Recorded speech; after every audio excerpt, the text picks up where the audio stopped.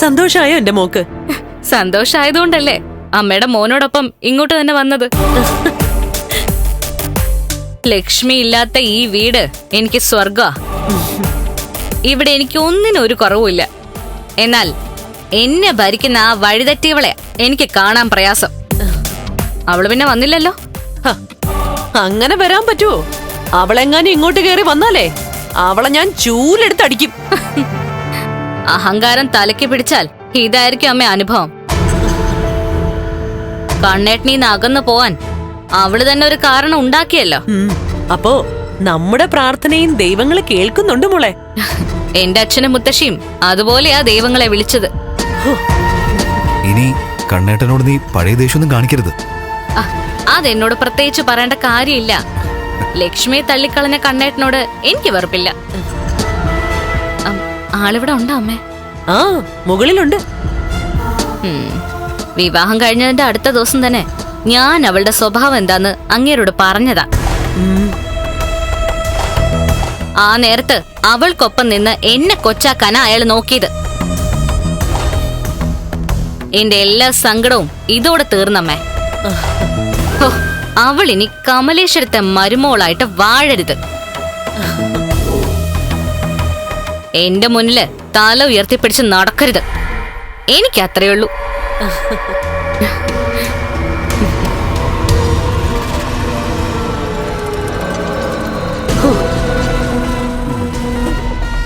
എടാ, ഇനി നിനക്ക് നല്ലൊരു കുടുംബജീവിതം ഉണ്ട് മോനെ.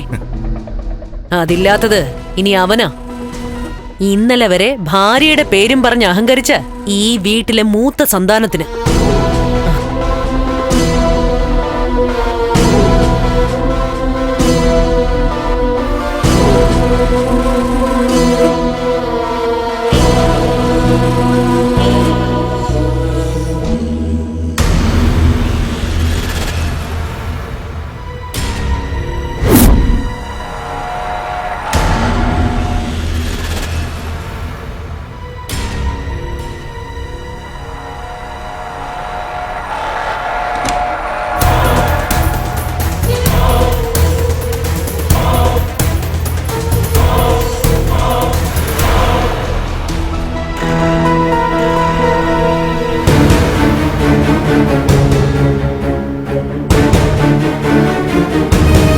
കണ്ണേട്ടാ,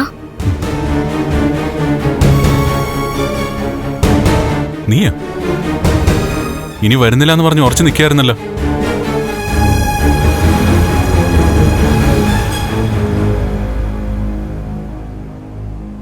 ഇവിടുത്തെ കാര്യങ്ങളൊക്കെ അറിഞ്ഞപ്പോ കണ്ണേട്ടനോട് വലിയ വിഷമം തോന്നി. അതുകൊണ്ടാ വന്നത്.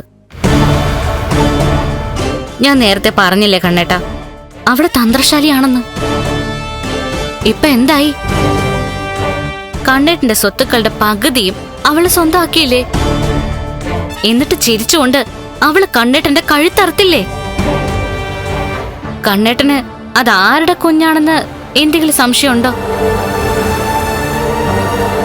അതേപ്പറ്റിയൊന്നും ഞാൻ ചിന്തിച്ചിട്ടില്ല.